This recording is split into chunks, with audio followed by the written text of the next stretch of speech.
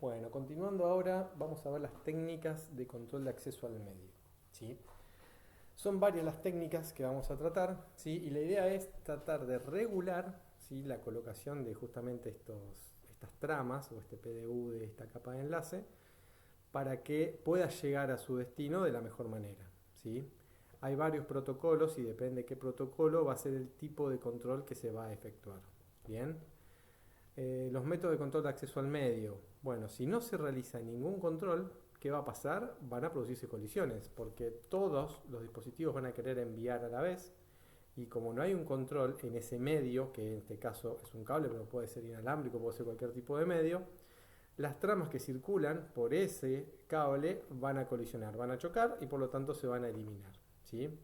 Entonces, algunos de los métodos que se utilizan, ¿sí?, unos pueden cumplir con un alto grado que impida directamente las colisiones, ¿sí? Y hay otro que lo que va a hacer es tratar de evitarlas o tratar de que haya colisiones con menor frecuencia, ¿sí?, que no sea una sobrecarga y que no tenga colisiones de por más, ¿sí? Entonces tenemos como dos formas: el sin control, que vale todo, y otro que es por turnos, ¿sí?, que vamos a ver algunas características de ellos. Bueno, entonces los métodos básicos: vamos a tener el controlado, donde cada nodo tiene su propio tiempo para utilizar el medio. Este más que nada lo vamos a ver un poco más adelante, pero se utilizan las topologías de anillo como token ring, ¿sí?, donde un token, un testigo va pasando de nodo en nodo, entonces ya tienen un tiempo preestablecido para poder enviar información. Y otro que está basado en la contención. ¿Qué es la contención? Evitar justamente, como todos van a estar compartiendo el medio, todos van a querer en un mismo medio enviar a la vez, bueno, ver qué posibilidades hay de evitar las colisiones. Hay una opción dentro de este basado en contención que es controlado, el acceso controlado para medios compartidos, ¿sí? En este caso, la red toma turnos para poder acceder al medio, o sea que cada uno de los dispositivos va a estar fijándose y va a tener su tiempo para poder enviar su trama. Y esto va a garantizar, ¿sí?, de que ninguna trama sea colisionada. Y hay otro que es acceso por contención para medios compartidos, que lo que permite es que cualquier dispositivo intente acceder al medio cuando haya datos que enviar. Pero en este caso va a censarlo, va a ver si puede o no, va a enviarlo solo si en el medio no hay nada. ¿Bien? Entonces, en este ejemplo de acceso controlado, tengo que enviar un paquete pero no es mi turno, voy a esperar, no tengo nada que enviar, es mi turno, enviaré ahora. ¿Qué pasa con acceso?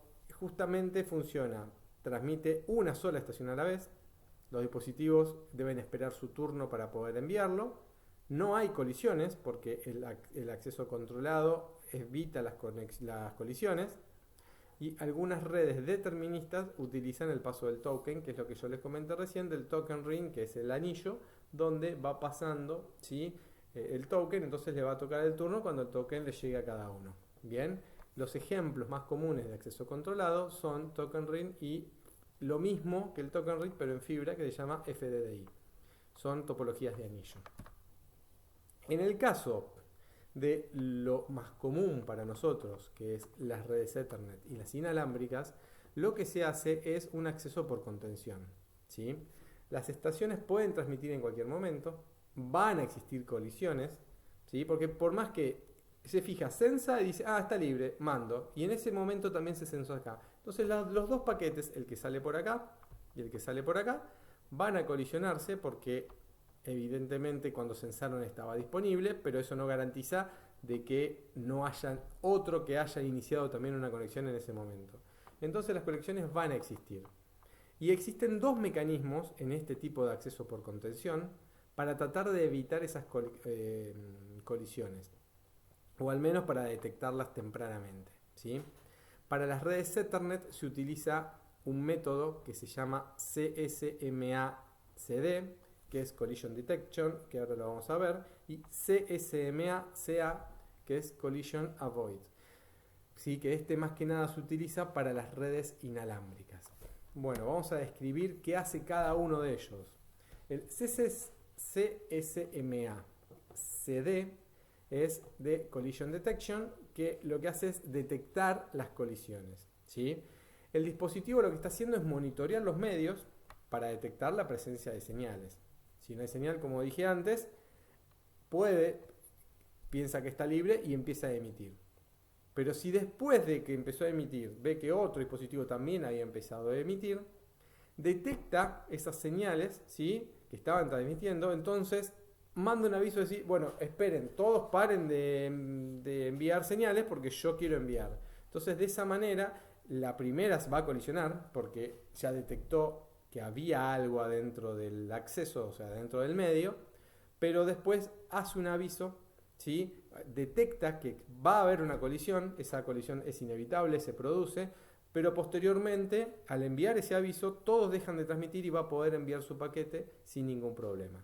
Entonces, acá se producen colisiones, lo único que hace es detectar cuándo se van a producir las colisiones y en su defecto, cuando pasa eso, envía un aviso diciendo, bueno, paren que ahora envío yo. El otro técnica de control es la CSMA-CA, ¿sí?, o Carrier Sense Multiple Access Collision Avoidance, que avoid significa prevención de colisiones. Va a prevenir, va a tratar de que no se produzca, sino que actuar antes de que se produzca esa colisión. ¿Cómo se hace eso? Vamos a examinar, ¿sí?, los dispositivos van a examinar el medio para detectar presencia de señal. En eso no cambia. Si el medio está libre, el dispositivo, antes de enviar un paquete, envía una notificación a través del medio que va a usarlo. Entonces, todo el resto de los dispositivos ya saben que no pueden enviar porque ese dispositivo pidió el medio, ¿sí? De esta manera, ¿sí?, se utiliza en general todas las redes inalámbricas. ¿Se acuerdan que les había comentado que las redes inalámbricas, al tener un medio compartido como es el aire, tenían que ponerse de acuerdo en qué momento se podía enviar la información cada uno? Entonces, para evitar que dos dispositivos a la vez envíen información y se colisionen esas tramas, lo que hacen es eso: chequear que no hay nadie. Si está libre, manda un aviso, voy a enviar yo, todo el resto escucha, por lo tanto no va a enviar, y ahí sí envía su información. Entonces tenemos dos tipos de técnicas de control, ¿sí?, que una es, dijimos, la detección de colisiones, que sensa el medio y envía, y si hay colisiones, recién ahí avisa y dice, bueno, esperen que voy a mandar yo. Y la otra es la que sensa el medio y manda un aviso diciendo, paren que voy a mandar información. ¿Ok?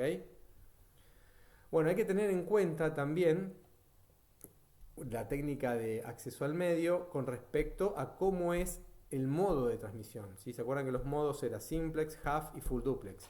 Bueno, dependiendo si yo tengo un solo canal para poder transmitir información, voy a tener que tener mayores resguardos, ¿sí? Si tengo un canal half duplex y solamente puedo enviar y recibir por un mismo cable, ahí voy a tener que tener muchísimos más resguardos. ¿Por qué? Porque las tramas van a colisionar seguramente, ¿sí? Porque nadie puede enviar nada si yo estoy enviando, ¿sí? ¿Por qué? Porque solamente se puede transmitir un solo canal. Si es full duplex, los dispositivos ya pueden transmitir y recibir al mismo tiempo, por lo tanto eso hace que funcione un poco mejor y más fluida todas las conexiones de redes. Dentro de las técnicas de control de acceso, entonces, las topologías son importantes. ¿Por qué? Porque depende de la topología, va a ser primero cuál es el protocolo que voy a usar, y el protocolo va a ser el que va a determinar qué tipo de, digamos, de técnicas para evitar estas colisiones se van a emplear, ¿sí? Entonces, dentro de las topologías que ya habíamos comentado, las principales que vamos a estudiar ahora son tres tipos de topologías distintas: punto a punto, que ahora la vamos a ver, multiacceso y anillo. Punto a punto es cuando yo tengo un nodo conectado a otro nodo. Pero ojo, ahora vamos a ver que puede ser que estén directamente como dos PCs conectadas entre sí, eso es un punto a punto, o puede ser que yo tenga un acceso remoto a otro lugar, en otro lugar del mundo. Bueno, ¿qué pasa ahí? Ahí vamos a ver qué diferencias hay. Multiacceso, que sería el ejemplo de tener un switch con muchas máquinas conectadas entre sí. Y anillo, que tenemos la topología token ring, ¿no?, que generalmente o FDDI, que lo que hace es ir pasando un testigo, ¿sí?, y comunicarse en anillo a todas las máquinas que hay entre sí. Ventaja de esto que es redundante.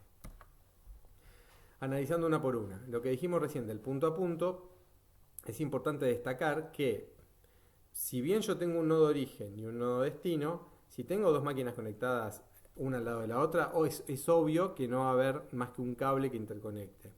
Pero ¿qué pasa si yo quiero conectar mi computadora a, no sé, a una red adentro de Buenos Aires, pero a una máquina especial adentro de Buenos Aires? Bueno, lo que tengo que hacer es un protocolo punto a punto, ¿sí? Que va a hacer de manera virtual, como una especie de túnel, sin importar todo lo que haya acá en el medio, porque a los fines prácticos y lógicos va a haber desde acá hasta acá como un cable virtual que va a comunicar esos dos, origen y destino, como un punto a punto, ¿sí?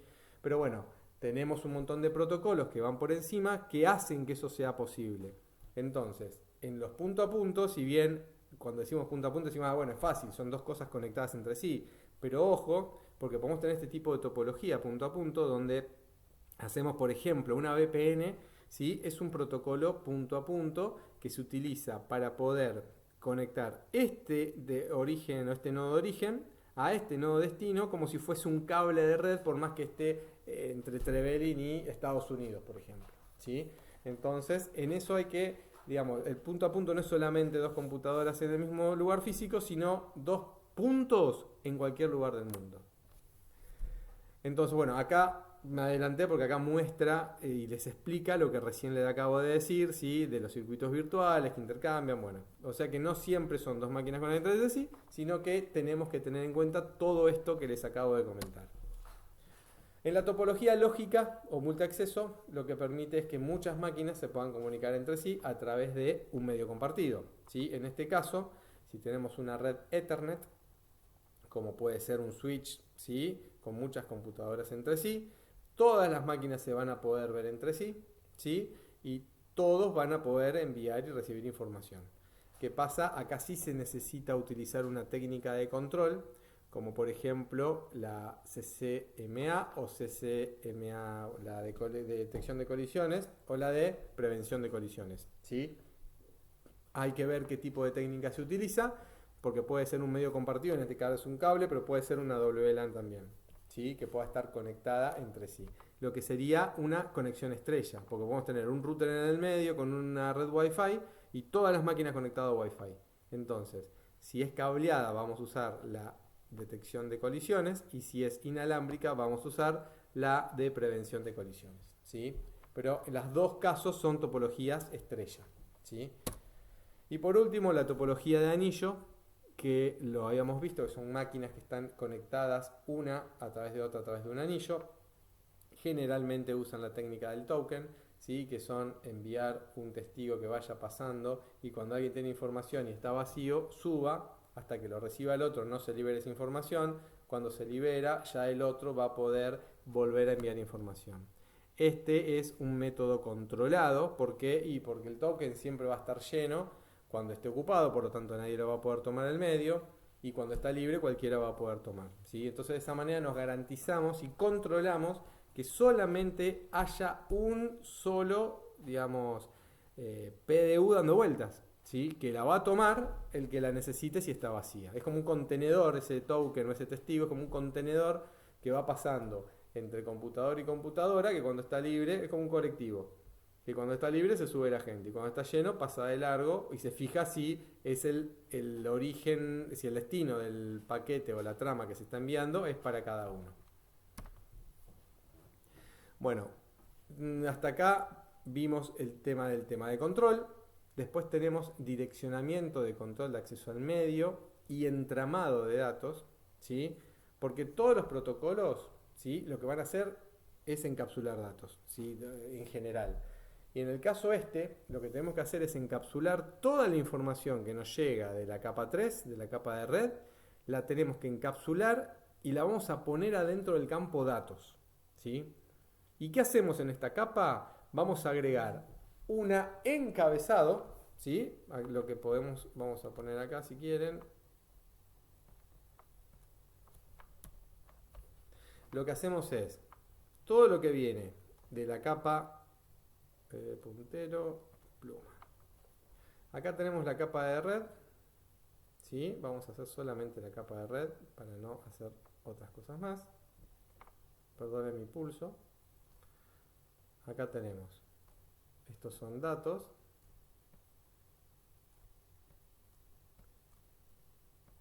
Acuérdense, vamos a repasar el tema del encapsulado. Y acá tenemos el header, que header en inglés es encabezado, de la capa 3.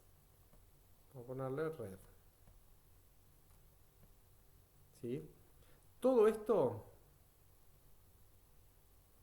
se va a encapsular, o sea, se va a encapsular en un solo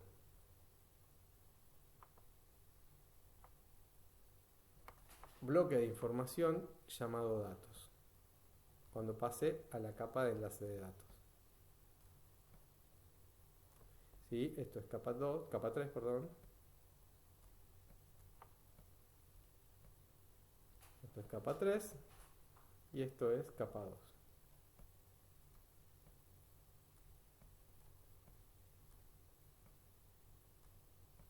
Es la que estamos viendo ahora. ¿Qué hacemos acá? Estos datos que encapsulamos acá, le vamos a agregar un encabezado, un header, ¿sí? Que sería de enlace de datos, o sea, vamos a poner layer 2 para que quede capa 2, y un trailer al final, que es para verificar después los datos. Entonces, ¿qué hacemos cuando nosotros recibimos o para poder encapsular los datos? Recuerden que es así. Todo esto lo vamos a meter en lo que es datos y todo lo que vino de la capa 3, que está el encabezado de red, donde tengo la IP, origen, IP destino y todo el resto de los campos, lo vamos a encapsular en datos y le vamos a agregar el encabezado de capa 2 y el trailer. ¿Sí? Bueno, ¿qué pasa? Esto que vimos recién, el encabezado y el tráiler, pueden ser de diferentes tamaños. ¿Por qué? Porque voy a depender de qué tipo de acceso al medio o qué tipo de medio yo tenga, voy a tener, porque el tráiler ¿qué hace? El tráiler verifica que no haya errores. Entonces, y el encabezado lo que hace es el tipo, digamos, de longitud que va a tener el mensaje total. Entonces, ¿qué pasa si yo tengo un medio donde es recontra seguro y que haya muy pocas probabilidades de que haya colisiones o de que se pierdan tramas? Entonces voy a tener un tráiler donde comprobación de errores un poco más pequeño. Ahora, si yo tengo un ambiente frágil, donde por ejemplo, no sé, son medios inalámbricos, acá tengo satelital, pero puede ser inalámbrico normal, donde tengo interferencia, lluvia, nieve o lo que fuese, hace que las velocidades de transmisión sean mucho más lentas. Entonces el encabezado y el tráiler deben ser más grandes porque van a tener más información de control. ¿Por qué? Porque es evidente que es muy probable que haya problemas. Entonces, para controlar que los paquetes lleguen de la mejor manera entre dos puntos, ¿sí? Y que los errores se puedan subsanar, necesito agregar mayores controles. Por lo tanto, el largo de mi trama va a ser mayor, porque necesito más controles. En un ambiente protegido, que puede ser por ejemplo, cableado estructurado o redes inalámbricas residenciales donde tenemos acotado el lugar, como es menos probable que sucedan colisiones o que suceda una sobrecarga, entonces tenemos velocidades más rápidas y el tráiler junto con el encabezado va a ser más pequeño. ¿Sí? Es importante esto para que lo tengan en cuenta. Bueno, ¿y qué más tiene el encabezado? Además de lo que ya sabemos, que dentro del direccionamiento vamos a tener la dirección MAC origen y la dirección MAC destino. Vamos a tener uno que dice inicio de trama y otro que dice el tipo y la longitud de esta trama en particular. Los datos, que son los que vienen heredados de la capa superior, y acá tenemos ¿sí? Un FSC, que el FSC es justamente la secuencia de chequeo para poder saber si lo que se está recibiéndose con errores o sin errores. Y por último, un flag de terminó mi trama. ¿Está bien? ¿Por qué? Porque nosotros tenemos un tren, vienen una trama atrás de otra. Y si no sabemos dónde empieza y dónde termina, no podemos identificar el destino, no puede, tanto el destino como después el origen que se transforma en destino, no puede identificar dónde empieza y dónde termina una trama. Es fundamental el inicio y el fin para poder saber que, listo, acá tengo una trama, acá recibo otra, entonces de esa manera poder interpretar los datos. Entonces, la capa de enlace va a proporcionar el direccionamiento, ¿sí? ¿Cuál es el direccionamiento que ya dijimos de la capa, del PDU, de la trama? Es las direcciones MAC, ¿sí? A través de las direcciones MAC, con origen y destino, vamos a poder direccionar hacia qué destino queremos enviarlo.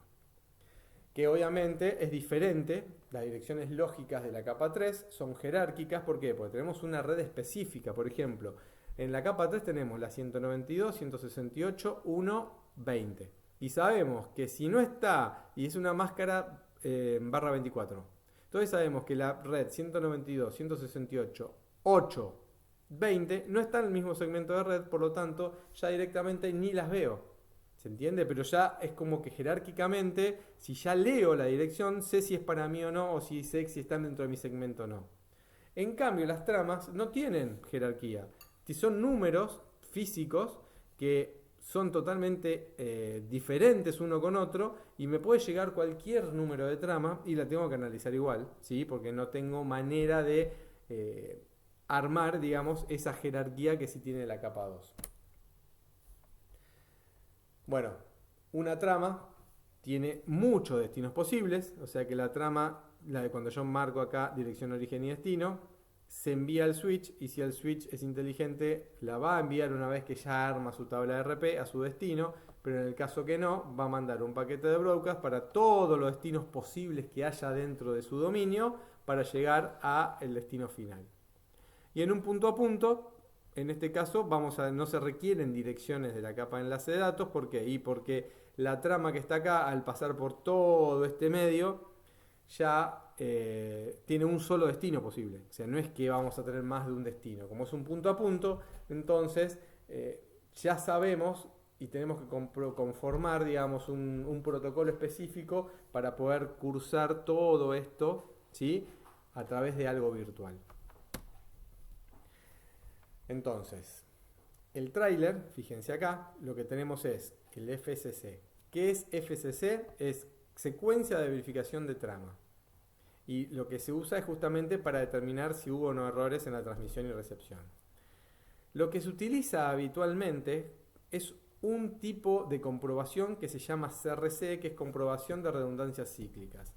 No sé si alguna vez ustedes escucharon el término CRC, pero este término se utiliza en un montón de tipos de verificaciones de este tipo de conexiones o cualquier otro tipo de conexión de comunicaciones en cualquier tipo de redes, ¿sí? Sea redes de datos, sea no sé, a través de conexiones seriales, a través de cualquier tipo de conexión.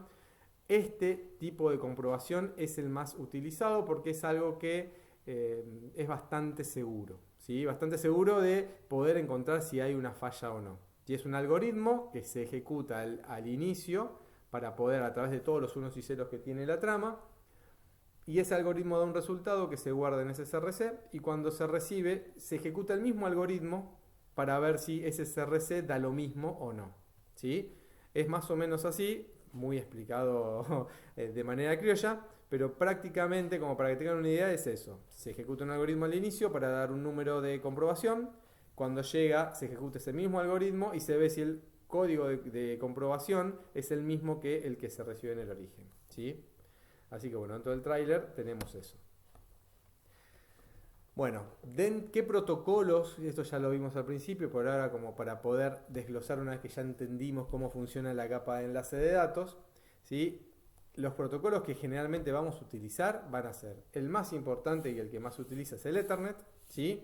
El protocolo de Ethernet que incluye, ojo, el protocolo de Ethernet incluye el 802.3, el 802.11 y el 802.2.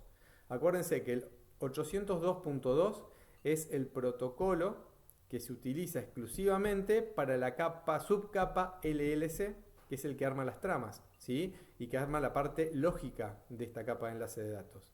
Pero está dentro del protocolo Ethernet. O sea, el protocolo Ethernet tiene un montón de, digamos, no de protocolo, pues es un propio protocolo el Ethernet, pero tiene un montón de normas, ¿sí? Regidas en este caso por la IEEE, donde tenemos la subcapa LLC, la 802.2, que lo que hace es hacer las tramas y la parte lógica. Tenemos la 802.3, que lo que hace es todo el cableado, sobre todo de red. Y después tenemos la 802.11, que es la de la WLAN, ¿sí? Dentro del protocolo punto a punto habrán escuchado PPP, que es protocolo punto a punto. Estos protocolos se utilizan generalmente para poder hacer VPNs o accesos remotos, ¿sí? Control de enlace de datos de alto nivel, HDLC, es un protocolo que también se utiliza en la subcapa LLC. FRAM Relay, ¿sí? Es un protocolo especial que ya casi no se utiliza, ¿sí? Modo de transferencia sincrónico, ATM. El ATM se utiliza generalmente en las redes ADSL. ¿Se acuerdan? Telefónica, los que tienen todavía Telefónica a través de cobre.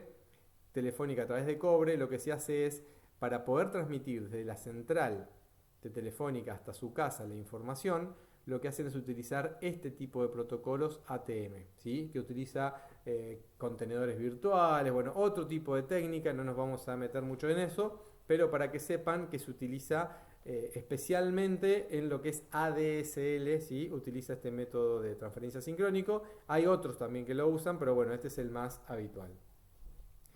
Después, hay dispositivos de red que pueden actuar como nodos, ¿sí? Implementar estos protocolos. Vamos a ver que, bueno, que las NIC de las computadoras depende de qué tipo de interfaz tengan.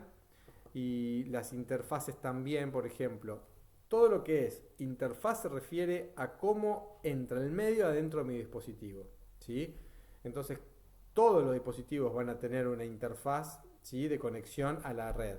Eso es Network Interface Connection. Es el conector que hace de interfaz a mi red, ¿sí?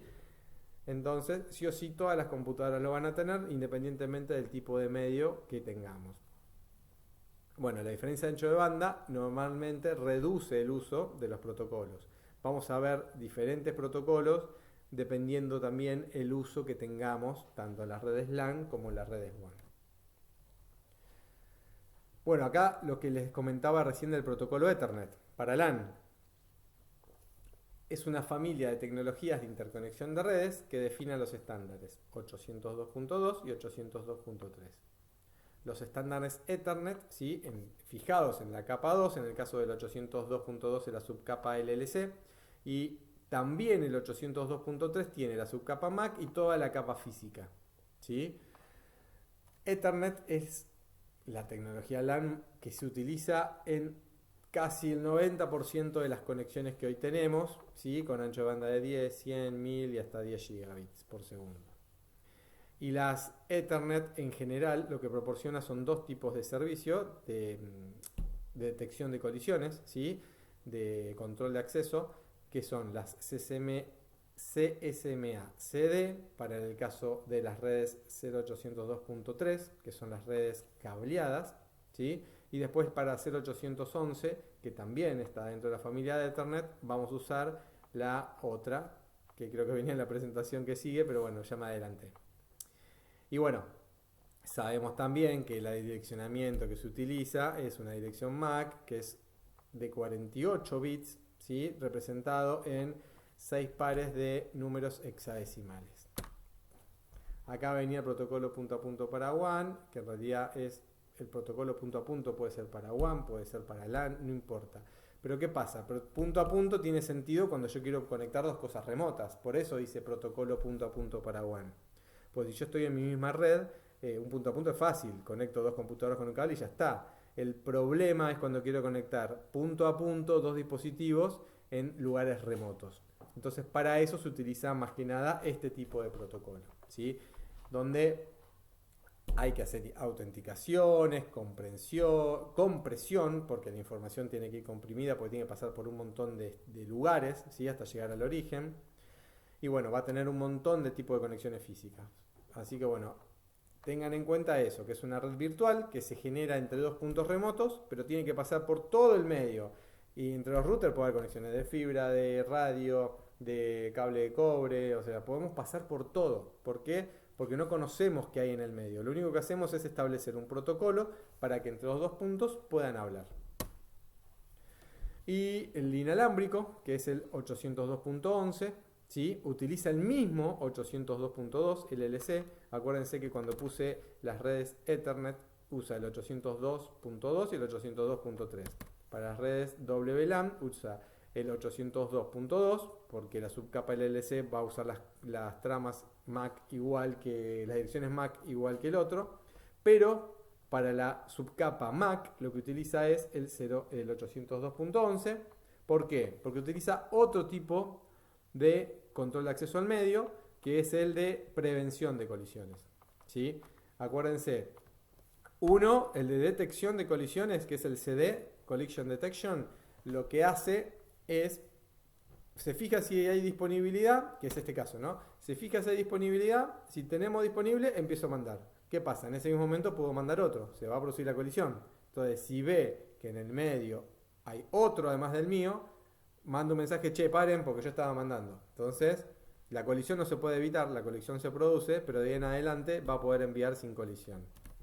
Este otro, ¿sí? El que utiliza los medios inalámbricos, directamente se fija si hay censado, o sea, censa primero si hay algo en el medio. Si no hay nada, manda un aviso de que él va a empezar a transmitir y ahí empieza a transmitir. Por lo tanto, se evitan, previene, perdón dicho, las colisiones. No va a haber colisiones porque envía un aviso de que él va a enviar, por lo tanto, nadie más va a enviar. ¿Está bien? Eso se utiliza en estas redes inalámbricas en particular. Bueno, espero que haya quedado. Cualquier duda lo vemos en clase.